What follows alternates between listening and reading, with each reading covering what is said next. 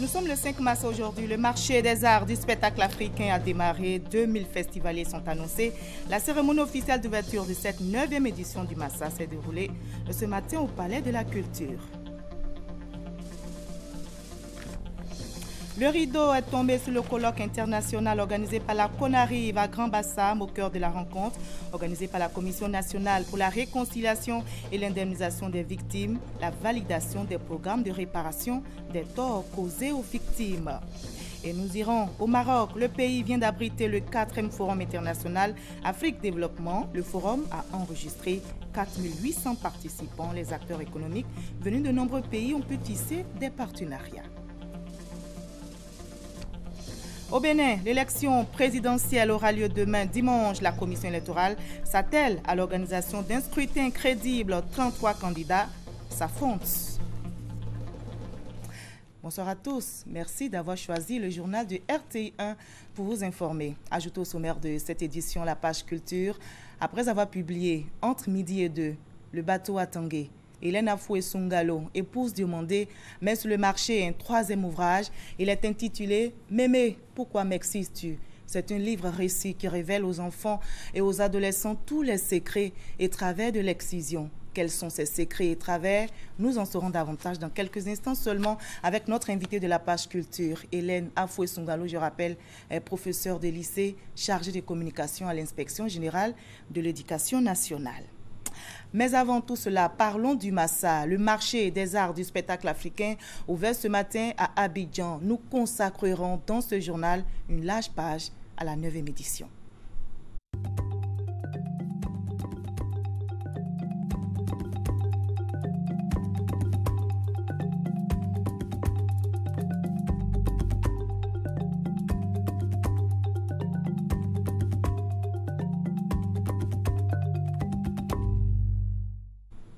Aujourd'hui, samedi 5 mars, le marché des arts du spectacle africain a démarré. 2000 festivaliers sont annoncés à ce Massa dit de la référence. La cérémonie officielle d'ouverture de la 9e édition s'est déroulée ce matin au Palais de la Culture et c'était en présence du Premier ministre Daniel Kablan-Duncan. Hamza Diaby nous fait revivre cette cérémonie d'ouverture. Pendant une semaine, conteurs, dramaturges, chanteurs, danseurs et humoristes seront à l'honneur.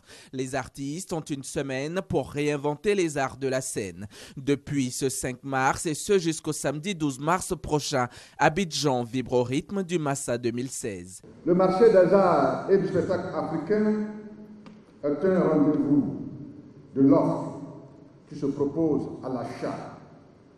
Cette offre se fait sur un marché ouvert au monde. Nous sommes donc dans un schéma classique de l'économie de marché où la relation qualité-prix détermine la commande. Le Massa est donc un marché qui propose les meilleurs produits culturels de notre continent en matière d'art du spectacle. Quelles sont les innovations du Massa 2016? Une meilleure articulation de la dimension marché, les ateliers de formation dédiés tour à tour aux techniciens du spectacle, aux humoristes et à de jeunes journalistes culturels, une confirmation de la mode comme art de la scène à part entière, une ouverture plus évidente sur les diasporas africaines, en l'occurrence le Brésil, et la ville de Salvador de Bahia. À cela, il faut ajouter un effort d'inscription de l'événement sur la moyenne du réel et l'introduction des lectures scéniques. Pour le Premier ministre Daniel Kablan-Duncan, avec cette 9e édition qui s'ouvre, c'est la Côte d'Ivoire qui gagne. Cette 9e édition du Massa qui enregistre quelques 2000 participants, m'a-t-on dit, internationaux, est un signal fort au monde. Elle est une marque de repositionnement de notre pays dans le concert des nations ouvertes aux autres. Elle confirme que la Côte d'Ivoire a renoué avec la paix et la stabilité et que le pays reprend sa place dans l'économie africaine et mondiale, y compris bien sûr au plan du développement culturel. Oui, je crois pouvoir l'affirmer sans embâche, avec cette 9e édition, le Massa, tout comme la Côte d'Ivoire, sont de retour sur la scène internationale. Depuis 17h ce samedi a démarré le concert d'ouverture du marché qui verra se succéder une dizaine d'artistes de Côte d'Ivoire et d'autres pays.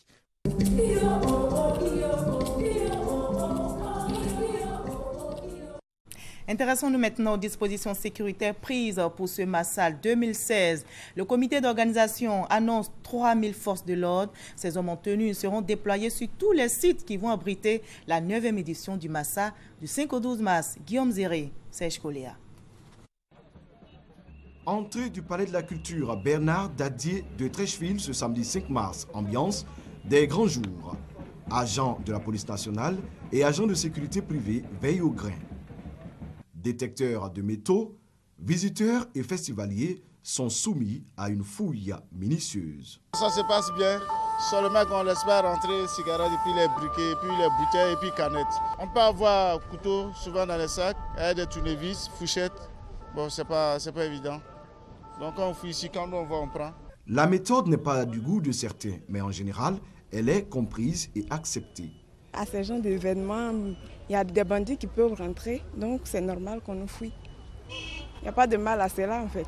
Vigilant à l'entrée, la présence des forces de l'ordre est encore plus remarquée à l'intérieur du Palais de la Culture.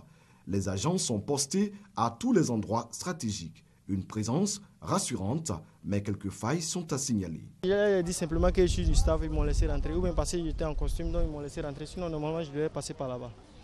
Donc, c'est ce côté-là, ils doivent revoir un peu ça. Une centaine d'agents de sécurité privés ont été mis à contribution. La police nationale a mobilisé 2900 agents. Ils sont issus de la brigade anti-émeute BAE, des compagnies républicaines de sécurité CRS 1 et 2, de l'unité de régulation de la circulation et de la compagnie d'intervention de la préfecture de police d'Abidjan. Tous vont être déployés sur tous les sites pour un Massa sécurisé. Et la restauration des festivaliers est au cœur de cette organisation du Massal 2016. Le comité a créé un lieu spécial appelé village gastronomique. L'une de nos équipes s'est intéressée à ce village.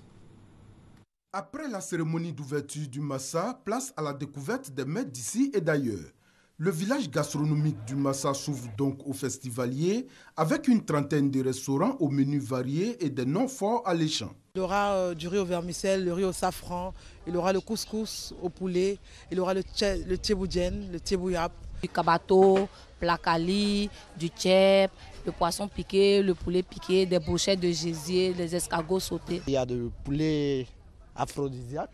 Bon, il est très pimenté, épicé. Des mets forts, épicés ou pas, en tout cas, dans les assiettes, c'est la fête. Je me suis lancé à l'eau.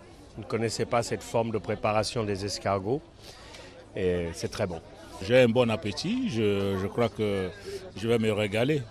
Et en espérant que demain aussi, j'aurai l'occasion de découvrir un autre mets ivoirien.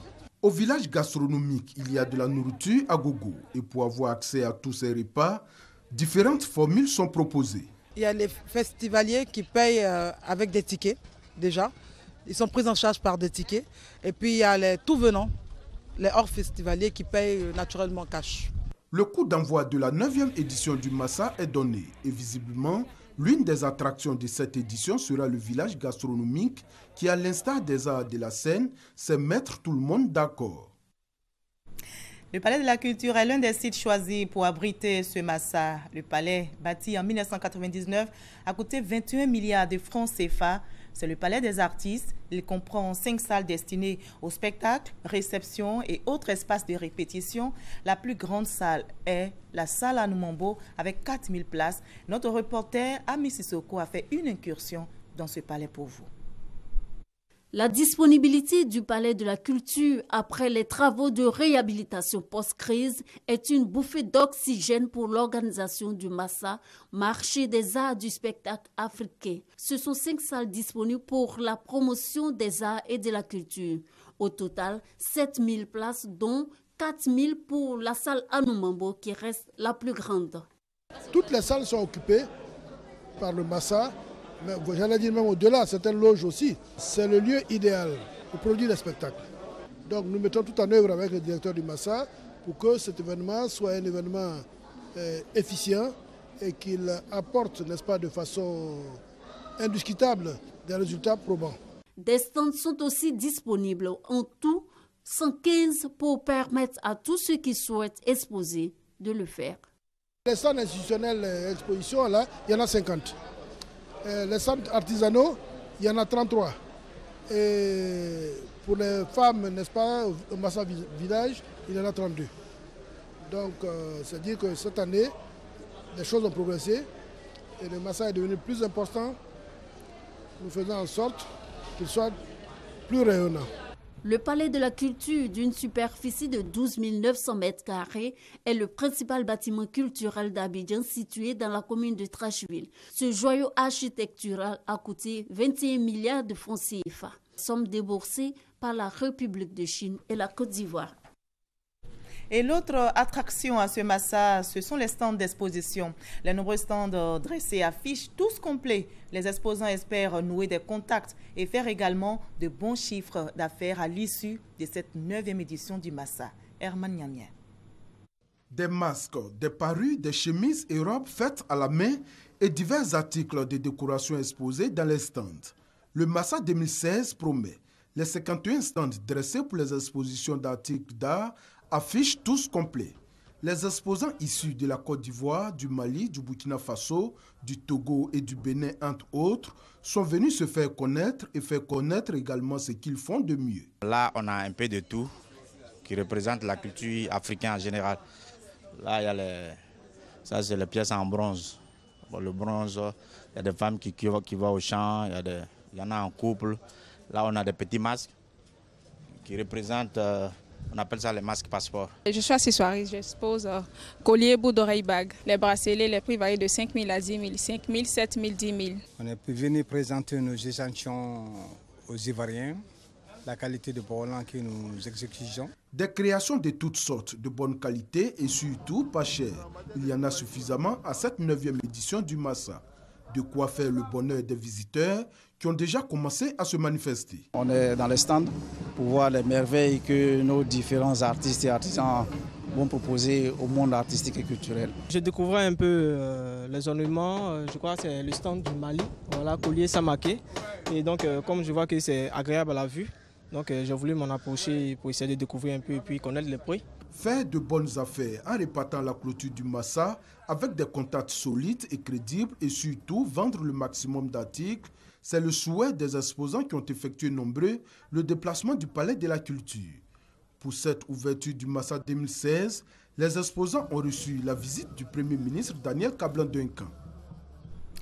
2000 professionnels présents, environ 1000 artistes pour des spectacles de qualité. Et bien pour cette première journée, quelques artistes ont fait montre de leur savoir-faire, des talents qui ont séduit le public, nous dit notre reporter Serge Coléa.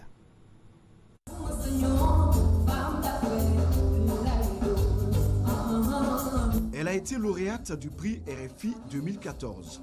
Vocaliste talentueuse, doublée d'une instrumentiste, la chanteuse sénégalaise Mariema a dédié son premier passage au Massa, le marché des arts du spectacle africain, à la femme battante, la dame de fer. Tout le monde.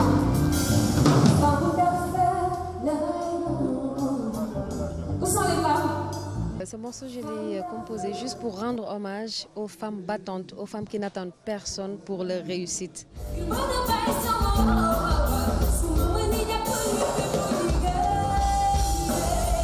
La chanteuse vient au Massa avec des ambitions.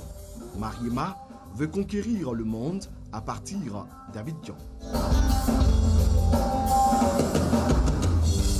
On est venu pour vendre ce qui est notre culture, on est venu pour vendre notre musique. J'invite tout le monde à venir nous découvrir.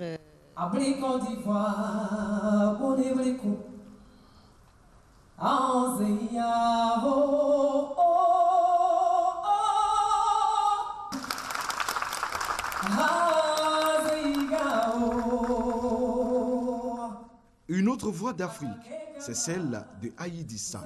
Elle fait partie des porte-flambeaux de la culture ivoirienne à cette 9e édition du Massa.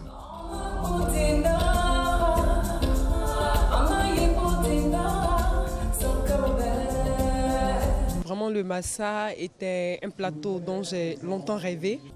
Du talent Aïdissa en a à revendre. J'ambitionne être une grande de la musique, avoir des plateaux encore plus grands que ceux de la Côte d'Ivoire, c'est-à-dire à l'extérieur de la Côte d'Ivoire, mais exporter la culture de chez moi. Avec toute cette crème de la musique du continent africain, on dira tout simplement que le spectacle a bel et bien commencé.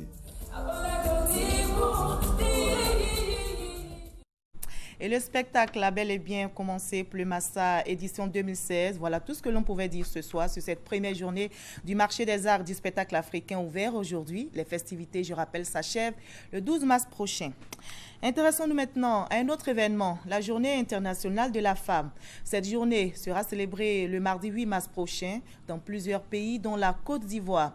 Et depuis quelques jours, la rédaction de RTI1 fait une série de reportages pour montrer les conditions de vie des femmes. Aujourd'hui, nous nous intéressons à la féminisation des postes autrefois confiés à des hommes dans plusieurs structures. Ce soir, jetons un regard sur la politique de féminisation du groupe CIE Sodeci avec Francis Boifo. Des femmes manipulant de l'argent derrière des filtres ultra sécurisés. D'autres occupées à informer ou régler les problèmes des clients.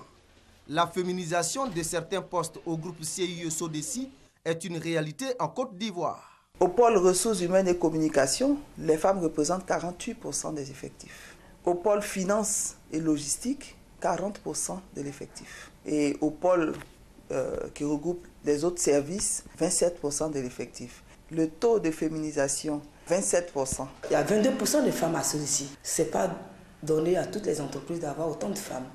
Des informations recueillies auprès des agents de ces deux structures qui assurent la fourniture d'eau et d'électricité dans les ménages, un constat. L'exploitation qui a le plus grand nombre de collaborateurs, sur 4 responsables, il y en a 3 qui sont des dames. Des responsables de la facturation, des responsables commerciaux et la gestionnaire de stock. Partout où il y a de la gestion financière, c'est aux mains des femmes. Les postes au niveau du commercial sont occupés à 100% par des femmes. La caisse à 100% par des femmes. La gestion des stocks à 98% par des femmes. Au service de relations clients à 80% par des femmes. Confier la gestion des finances à des femmes est une politique voulue par l'ancien président du conseil d'administration du groupe CIE Sodeci, Marcel Zadi Kessi.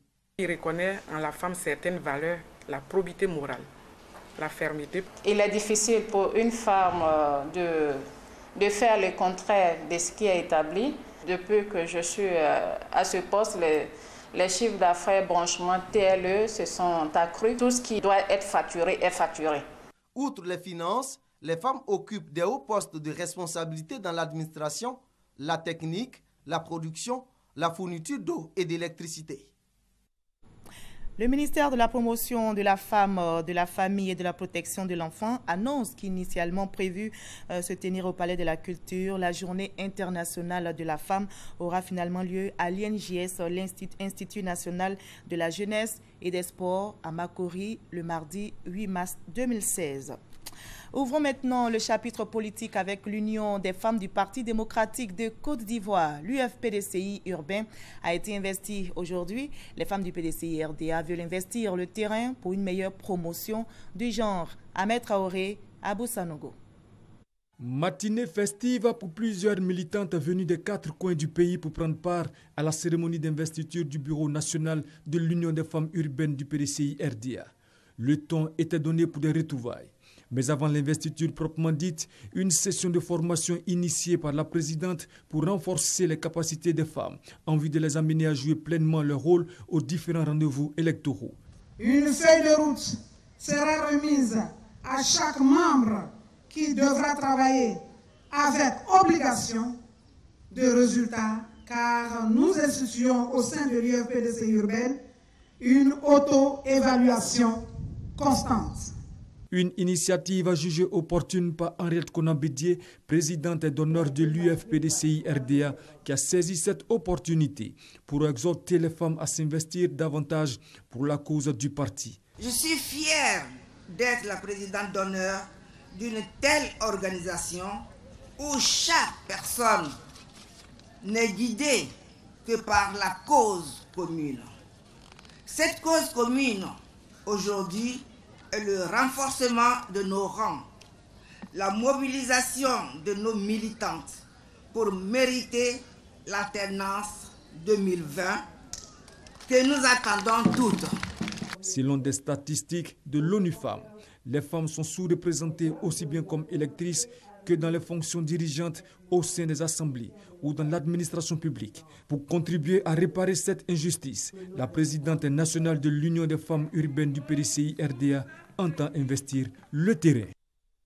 Et je l'annonçais en début de journal, le rideau est tombé sur le colloque international organisé par la CONARIV à Grand-Bassam, au cœur de la rencontre organisée par la Commission nationale pour la réconciliation et l'indemnisation des victimes, la validation des programmes de réparation des torts causés aux victimes des crises survenues en Côte d'Ivoire et l'établissement d'une liste définitive. Cette liste devrait être transmise à la fin de ce mois au président de la République. Théodore Zouzou, Abou Sanogo nous explique tout cela. Durant 3 jours, la Commission nationale pour la réconciliation et l'indemnisation des victimes CONARIV et ses partenaires ont planché sur la mise en œuvre d'un processus inclusif de réparation des torts causés aux victimes des crises survenues en Côte d'Ivoire. Il s'est agi donc de la validation d'un programme consensuel de réparation des torts et de l'établissement d'une liste définitive des victimes. Les experts venus des différents pays s'engagent à accompagner le processus de réconciliation nationale. Nous sommes très attentifs à ce processus qui est en cours. Et nous voulons aussi vous réaffirmer notre disponibilité à accompagner dans la mesure du possible, avec notre modeste expertise, apporter donc notre contribution pour que la politique de réparation en cours puisse efficacement permettre la cohésion sociale. Nous sommes dans une bonne étape et que le travail doit continuer. C'est un travail qui est assez difficile et il y a beaucoup toujours à faire. Mais je pense que nous avons trouvé quelques pistes pour orienter le procès. Les associations des victimes saluent cette initiative de la CONARIV qui va permettre une prise en charge efficiente de toutes les victimes. Nous apprécions les différentes initiatives de création de structures en vue de procéder à l'indemnisation des victimes. Volonté exprimée par le chef de l'État le 4 août 2015. L'implication des associations des victimes à toutes les étapes de la mise en œuvre du processus, l'implication des chefs religieux et communautaires dans la mise en œuvre des résolutions et la mise en place d'un programme de suivi et d'évaluation du processus sont entre autres les recommandations de ce colloque international du Grand-Bassam.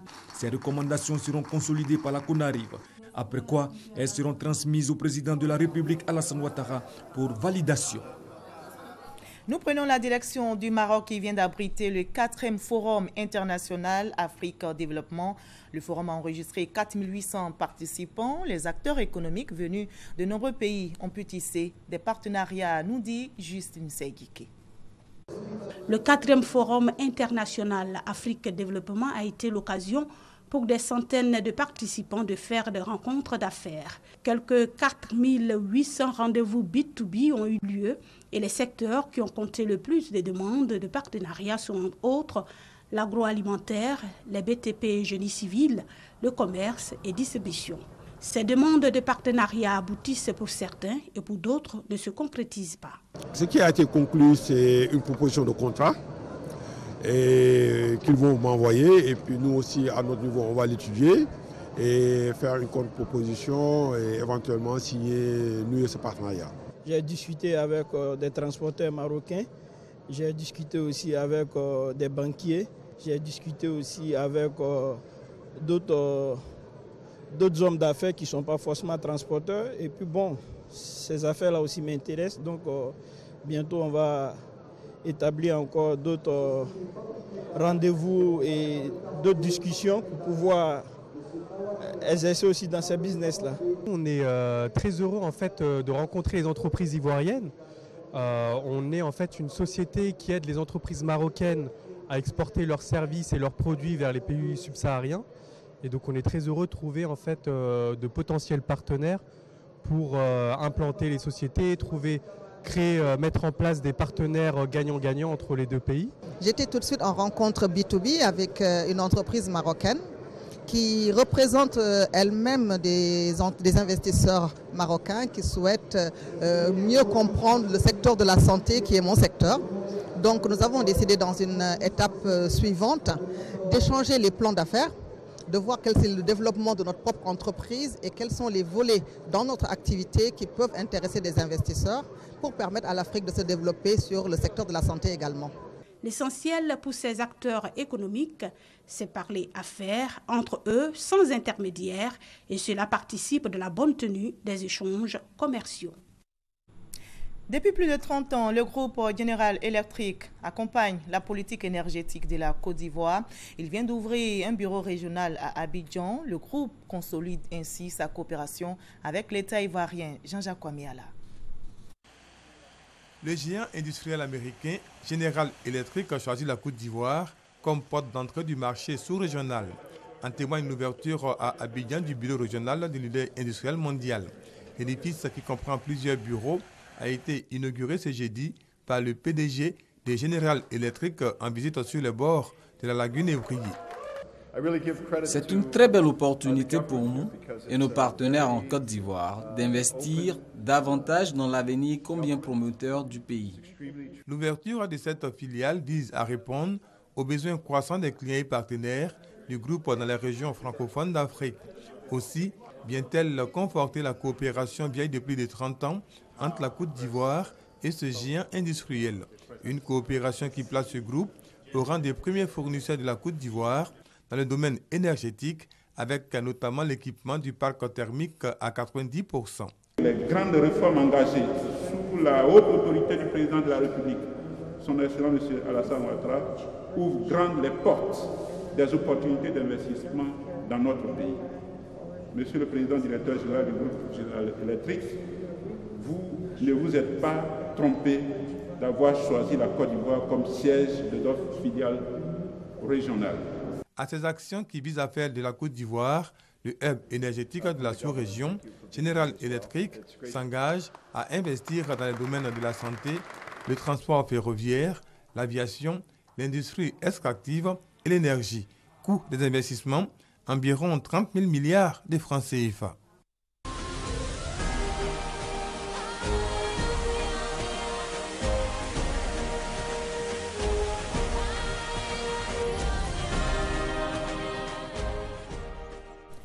Mémé, pourquoi m'excises-tu? C'est le titre d'un ouvrage et l'auteur est avec nous ce soir sur ce plateau. Bonsoir, Madame Hélène Afoué-Songalo, épouse Diomandé.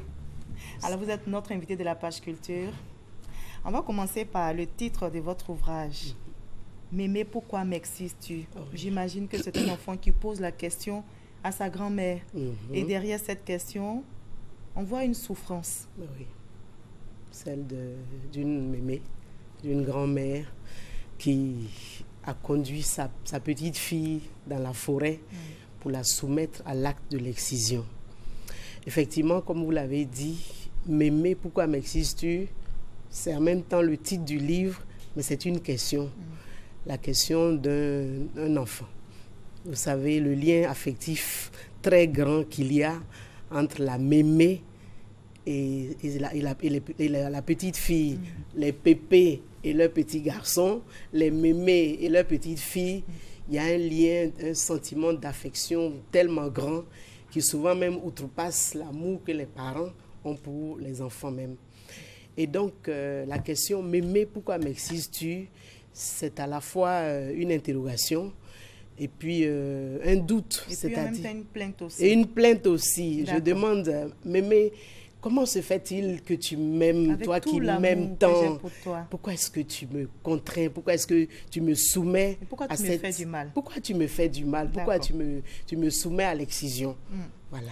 Et un livre donc sur l'excision pour enfants.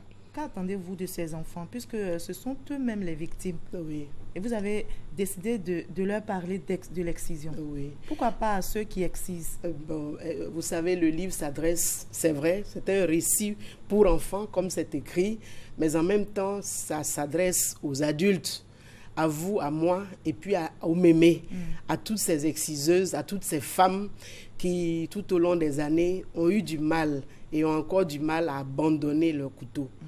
Et donc, cette petite fille ou ces petites filles qui se posent la question, qui posent la question à leur... Vous savez, chez nous en Afrique, on dit la vérité sort souvent de la bouche des enfants. quand on a eu du mal à convaincre une personne d'abandonner une attitude qui lui est défavorable, autant à elle-même qu'à son entourage, ben on se résout à demander aux enfants, allez parler à votre papa ou bien parler à votre maman. Et nous allons donc découvrir cet ouvrage dont vous parlez, Mémé, pourquoi m'excises-tu? C'est un résumé fait par notre consoeur Sita Soro. Nous allons regarder et poursuivre l'entretien. Une simple et petite ablation qui pourtant détruit des vies. L'excision, mal pernicieux, sujet de l'œuvre de Hélène Afoué-Songalo, intitulée Mémé, pourquoi m'excises-tu? Sous forme de récit pour enfants, Mémé, pourquoi m'excises-tu sensibilise sur les conséquences néfastes que peut avoir l'excision sur la vie de la femme, tant au plan sanitaire, moral que social. Pour y arriver, l'auteur s'y prend au travers de l'histoire de deux petites filles, Lukumblé et Korotoum, qui n'ont pas échappé à la cruauté de ce fait et dont les vies furent menacées. Chaque année, ce sont environ 3 millions de filles et femmes qui sont victimes de cette pratique horrible, inhumaine et dégradante. Acte qui la plupart du temps se fait avec la complicité des parents qui, par souci d'obéissance aux coutumes ancestrales, laissent les petites filles à la merci de celles qu'ils appellent garants de la tradition, c'est-à-dire les vieilles exciseuses. Ouvrage de 39 pages, à visée scolaire et didactique, Mémé, pourquoi m'excises-tu, est aussi un cri de détresse à l'endroit des autorités, un plaidoyer pour la mise en application des sanctions pénales, la prise en charge totale des victimes et de la réparation chirurgicale. Alors, Songalo, vous permettez, Madame Songalo, si vous voulez, Madame Diomandé, vous dévoilez dans votre ouvrage les astuces de ces mémés qui trompent ces innocents enfants, les amènent dans la forêt pour les exciser. Quelles sont ces astuces? Et que font-elles réellement ces enfants dans ces forêts? Vous savez, c'est difficile de parler de l'excision sans effleurer la question même de l'appareil génital de la femme. Et le sujet ici, je l'ai dit tout à l'heure, s'adresse certes aux enfants, mais s'adresse également aux personnes adultes. Les enfants que nous confions à nos mamans, donc aux mémés, les enfants sont conduites dans la forêt. C'est souvent une complicité. De gré ou de force? De gré ou de force. Est-ce qu'on les prévient? Pas toujours. Quand on dit à la maman, cette année, il faut que les enfants viennent en vacances au village. J'ai un ami qui m'a dit comme ça une fois, mais moi, j'ai dit à ma femme, si tu envoies mes enfants au village, je suis d'accord, une maman, une fille ne peut rien nous refuser à sa mère. Mais si les enfants vont au village, attention, il ne faut pas qu'elles aillent être soumises à l'excision. Il a dit cela comme s'il avait pressenti qu'en y allant, les enfants allaient être soumises à l'excision. Les enfants allaient être conduits dans la forêt sacrée pour être excisés. Mais comme c'est un rite, c'est une coutume ancestrale, ce n'est pas toujours facile pour les mamans, même si elles le savent, mais même de dire à la grand-mère, bon, écoute, je t'ai envoyé les enfants, mais il ne faut pas qu'elles soient excisées. Donc, quand on les conduit dans cette forêt sacrée, il fallait trouver les mots dans ce livre, mais des mots simples, des mots qui ne choquent pas, pour expliquer l'excision à des enfants. D'accord. Et donc, dans la forêt, elles font quoi? Elles arrachent. Dans la forêt, les enfants sont soumis à l'excision. Oui, les enfants nous regardent. Les enfants nous regardent. Qu'est-ce qu'on fait à ces enfants? C'est leur appareil génital qui va être mis en question, qui va être, manipulé, tripatouillé. Et donc, c'est la partie, vous savez, la partie la plus sensible du corps de la femme qui va être retirée. D'accord. Et donc, l'excision, vous l'avez dit, affecte le corps, affecte le cœur de la femme. Alors, malgré la sensibilisation, pourquoi cette pratique continue? Pourquoi cette pratique continue malgré la sensibilisation? Parce qu'il y a des pesanteurs socio-culturels. Vous savez, en Afrique, nous avons nos coutumes. Nous avons nos traditions et quel que soit ce que le modernisme nous a appris, quel que soit ce que nos avancées dans le domaine scolaire nous a appris, c'est difficile de rompre avec les habitudes, avec, donc, la tradition. Avec la tradition. Et dans votre ouvrage, il y a des Guionné blé, comme vous le dites, dans votre ouvrage, donc ces filles excisées deviennent des domamou. Des domamou. Des domamou. Donc des filles qui sont maintenant, qui font partie de cette classe de noblesse. C'est ça. Alors donc c'est aussi des arguments certainement qui poussent ces mamans à livrer leurs filles, leurs enfants. Voilà, parce Alors comment mettre fin à l'excision en surmontant justement ces barrières socioculturelles, ces pesanteurs socioculturelles? Comment mettre fin? C'est par la sensibilisation. Vous savez, j'ai écouté une fois le professeur Bouhoussou. Il a dit, regardez les balafres, regardez les scarifications que les gens portent dans les visages et qui permettent de voir l'appartenance ethnique. Une personne du Nord, une personne du Sud, une personne du groupe Mandé, une personne... Les balafres, à l'époque, étaient un moyen d'identifier l'appartenance ethnique d'une personne. Mais aujourd'hui, Marie-Laure, vous parcourez les rues d'Abidjan, vous pouvez compter le nombre de personnes balafrées que vous allez rencontrer. C'est dit que par la sensibilisation, par l'intensification de la lutte, nous allons tout doucement arriver. Mais pour ces femmes, c'est un fonds de commerce. Il y a une dame dans votre ouvrage qui a dit, mais moi, je ne fais rien d'autre que ça. Voilà. Comment vivre? J'ai reçu mon couteau de ma mère. Je ne suis pas prête à l'abandonner. Alors, comment faire pour que ces femmes l'abandonnent? Bon, il faut d'abord comprendre que, puisque ces femmes vivent de cette pratique, et comme je vous l'ai dit, puisqu'elles l'ont reçu de leur mère, qui elles-mêmes l'ont reçu de leur mère. Donc un héritage. Un héritage, ce n'est pas évident qu'elles abandonnent. Donc qu'est-ce qu'il faut faire qu'est-ce qu'il faut faire? Par la sensibilisation, mais en même temps, en demandant à ces femmes, en les conseillant, en les incitant à pratiquer d'autres AGR, des activités génératrices de revenus.